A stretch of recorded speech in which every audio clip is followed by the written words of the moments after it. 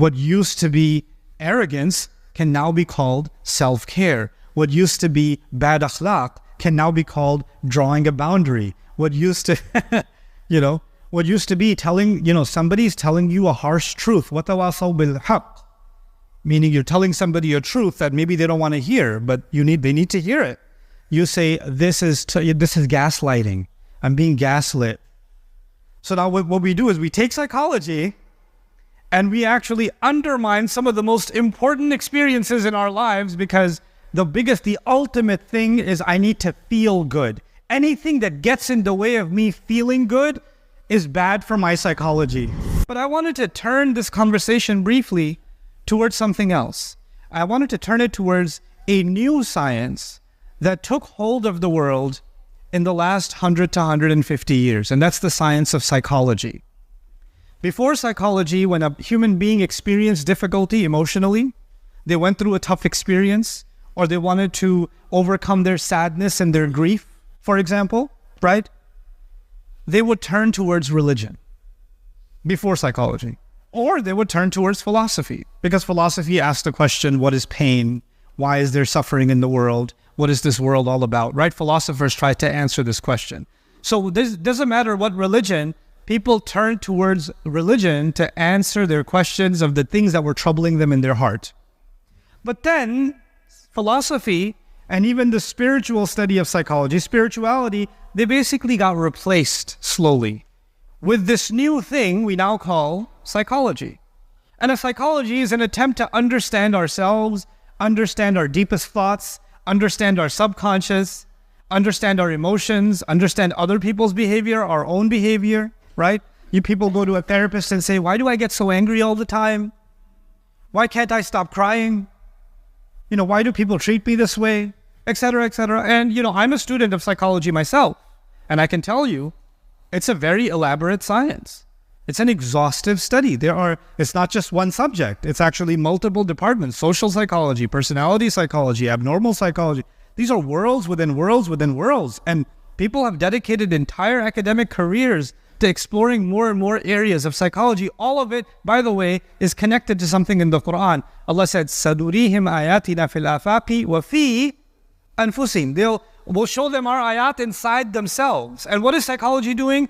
It's an exploration of the self. That's what it is. But it fundamentally removes God from the equation. Now, like I said, science without purpose can give you chemical weapons, can give you addictive drugs.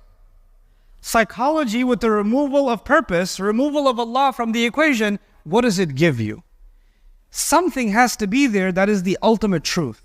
And for what happened in the world of psychology, and what's even crazier is not just in the academic psychology, because of social media, something else happened before I get to my observations. And that is that in any subject, let's say physics, any subject, let's say mechanics, there are people that actually know mechanics, they actually know physics, and those are professors and PhDs and researchers, but they don't have a YouTube page. But there's an 18-year-old who's read a couple of books on it, and he's got 5 million followers on his YouTube page, and he's a much more popular content producer on physics, even though some of his physics is a joke. If academics actually looked at his work, they'd say, what is this? But he's got more followers because now you can present content in a more interesting way, even if it's not well researched, and it will sound convincing, right? So what happened with the world of psychology? There is PhDs and research and analysis and books, and then there are people who come up with their own content, and they'll come up and say, let me tell you what a narcissist is. Let me tell you what a toxic person is. Let me tell you how to draw boundaries. Let me tell you about trauma. And you've got these people that just became self-diagnosing. And now these terms became popular among even the Muslim community. Now you have a young man saying, my father's so toxic. He's always gaslighting me. I need to draw some boundaries between myself and my dad because he's really getting in my emotional space, and I need some healing. And I need to have some self-care. So what used to be arrogance can now be called self-care. What used to be bad akhlaq can now be called drawing a boundary. What used to, What used to be telling, somebody's telling you a harsh truth. وَتَوَاصَوْا بِالْحَقِّ. Meaning you're telling somebody a truth that maybe they don't want to hear, but they need to hear it. You say, this is gaslighting. I'm being gaslit.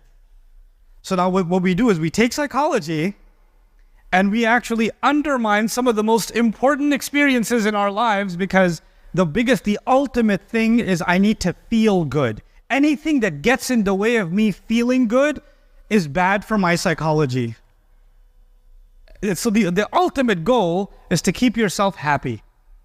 Anything gets in that way, it's toxic, it's narcissistic. This person is narcissistic, they're not drawing their out boundary. I'm being triggered. You're being triggered. What does the Quran say about that? What happens when you have and by the way, I'm not dismissing somebody having a traumatic experience. I don't dismiss that there's such a thing as narcissism. These things exist. What I'm saying is we have turned them into weaponized terms. We don't even understand them ourselves. And it's actually starting to impact the way we think about our own religion. We're not even contemplating how many of these concepts violate principles of the Quran. Direct principles of the Quran. I'll just give you one example.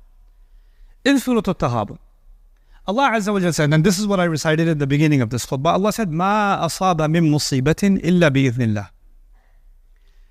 Whatever calamity happened to you, whatever struck, any kind of calamity that struck, somebody got in a car accident, somebody got diagnosed with a disease, somebody's family member passed away, somebody lost a job, somebody got into a fight with their spouse and they're getting divorced, somebody, ran away from home, somebody, they don't want to deal with their family anymore, so they blocked every number and now they're just gone forever.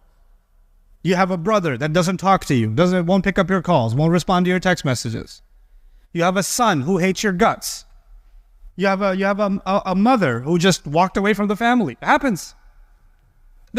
People experience different kinds of calamities in life. مَا أَصَابَ مِن مُصِيبَةٍ إِلَّا بِإِذْنِ. The first thing Allah says, nothing struck anyone ever except that Allah allowed that to happen. Number one. But then the question is, why did Allah allow something so terrible to happen? Why would that happen? And Allah says sometimes, in this ayah, there are many ayat on this, but this ayah, Allah teaches us a powerful lesson. He says, وَمَن يُؤْمِن بِاللَّهِ يَهْدِ قَلْبَهُ. Whoever truly has faith in Allah, Allah will guide that person's heart. Allah will guide their heart. And what is Allah saying? Allah is saying, my heart feels anxiety, my heart feels anger, my heart feels sadness, my heart feels frustration, my heart feels this person got away with something, they deserve justice, they got away with it. My heart feels that it was unfair, my heart feels unrest, my heart feels all of these things. But if I have iman in Allah, Allah will guide my heart through these negative emotions. Actually, some of those negative experiences are a test of my iman, and if I do have iman, Allah will guide my heart. In other words, I'm supposed to go through some of these difficult experiences to truly experience guidance. I have to go, and this will be the way my iman gets secured. And iman is the greatest asset a human being can have, because on Judgment Day, the only thing that matters, إِلَّا مَنْ أَتَى اللَّهَ بِقَلْبٍ سَلِيمٍ. The only people, nothing will be of any benefit except people who come before Allah and they have a good heart. And the only way to have a good heart is to have iman in that heart. And the only way to have iman in that heart is Allah will guide that heart. And the only way that heart to be guided is to go through a tough experience and hold on to your faith anyway. And not let that be shaken. And you stay the course. So this is a remarkable thing Allah has said.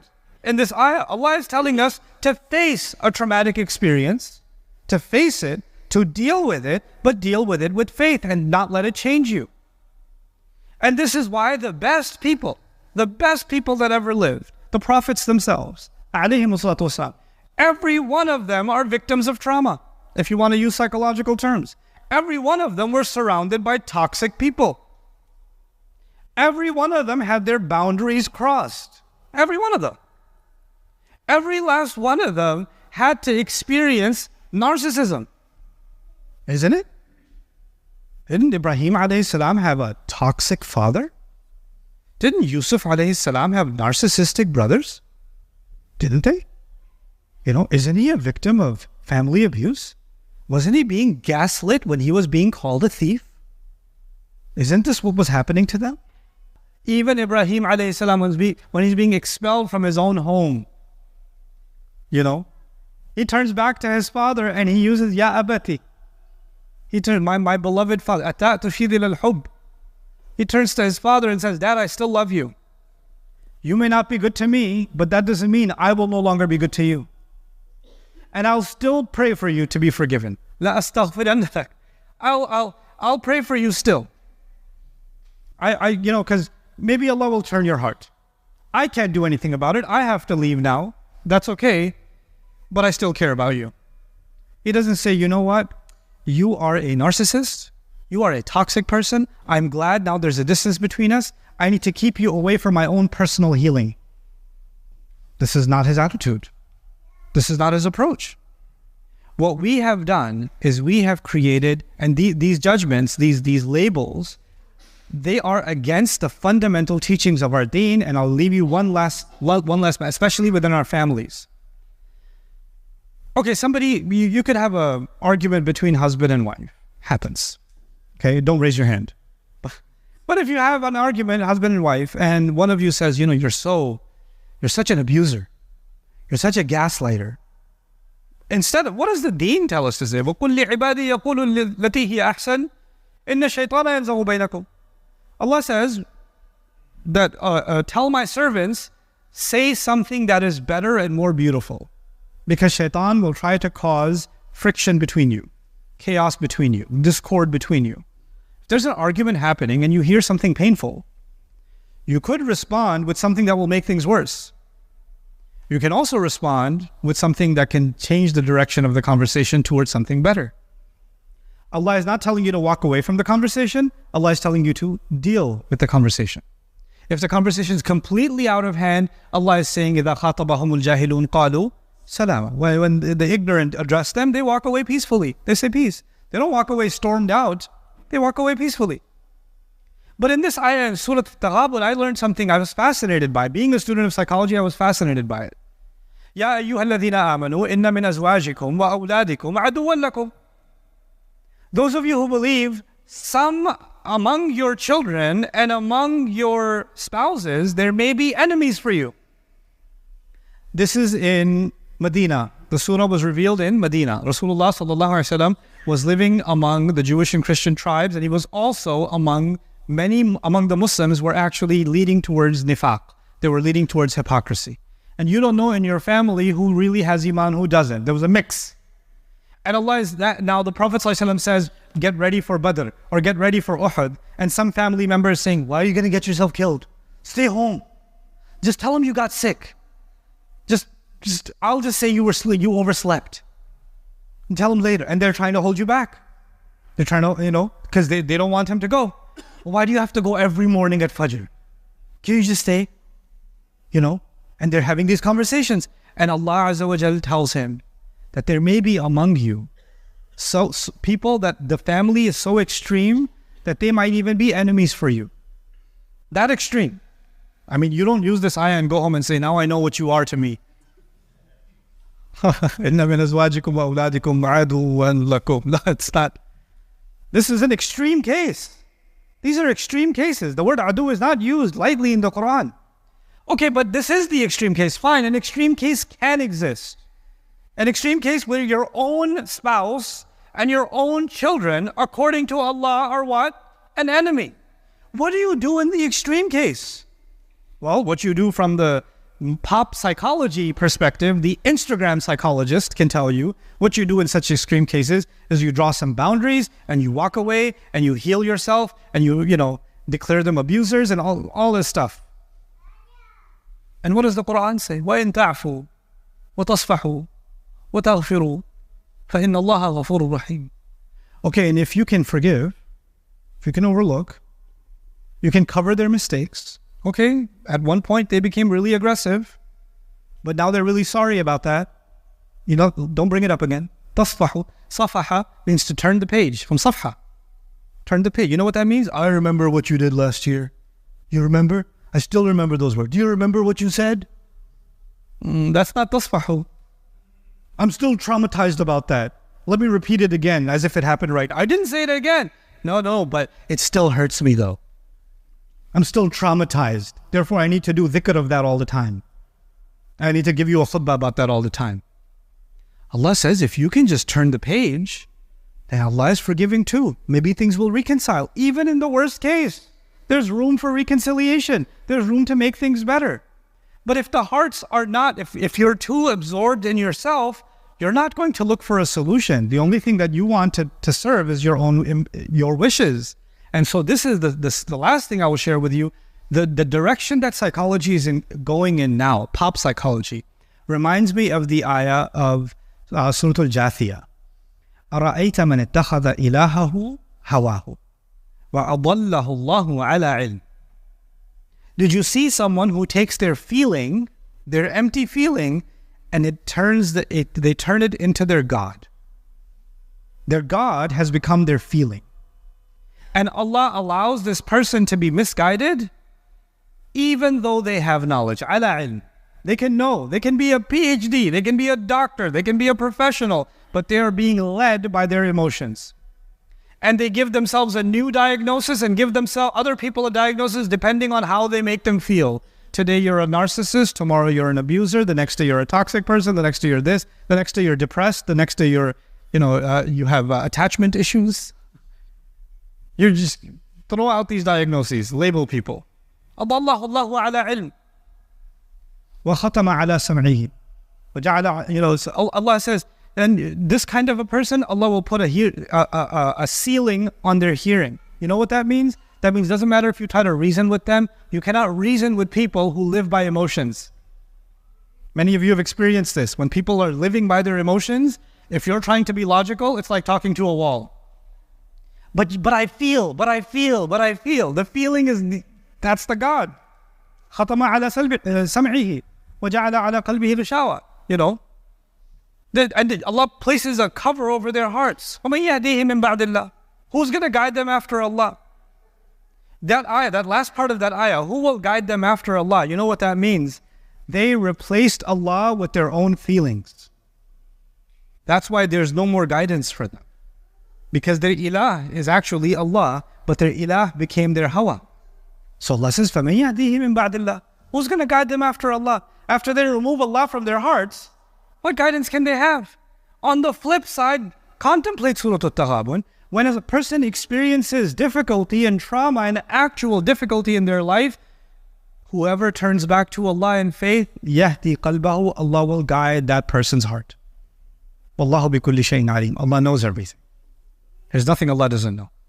May Allah Azza wa Jal guide our hearts and not allow us to become, worshippers of our own feelings, and actually remain worshippers of Allah in the depths of our hearts. And may Allah not make us of those who easily pass judgment on others unjustifiably. I know the khutbah is already over, but one last thing I will share with you. We cannot judge another person's heart in Islam. I cannot point at you and say, you're a munafiq, you have nifaq in your heart. I can't do it. But there's no way for me to know. Even Allah did not let Musa know if Fir'aun has kufr in his heart or not. لَعَلَّهُ يَذَّكَّرْ أَوْ أَنْ يَخْشَى. Go talk to him nicely. قُولَ لَهُ قَوْلًا لَيِّنًا. Both of you go talk to him nicely. Maybe he'll get a reminder. Maybe there's some part of his heart that can benefit from a reminder. You don't know. Ya Allah, it's Fir'aun. He kills babies. Come on. The guy's heart is made of some kind of special stone that will never crack. No. You don't know. You don't get to know. This is Allah telling Musa alayhi salam about Fir'aun. So I cannot judge another person's heart, but in this new psychology, I can easily judge another person's heart. The moment I call somebody a narcissist, I'm judging them for their arrogance. The moment I call somebody one of these terms, I'm not actually judging their actions. I'm judging the state of their hearts. Be careful. This is not something our deen allows. But we've made this a normal practice because we're enamored by these terms now. If you're going to understand these terms, if you're not a student of the subject, don't do it. Don't misdiagnose yourself and misdiagnose others. It's only creating a problem in our society and in our families. Barakallahu li wa lakum fil Qur'an al-Hakim wa nafa'ani wa iyyakum bil ayat.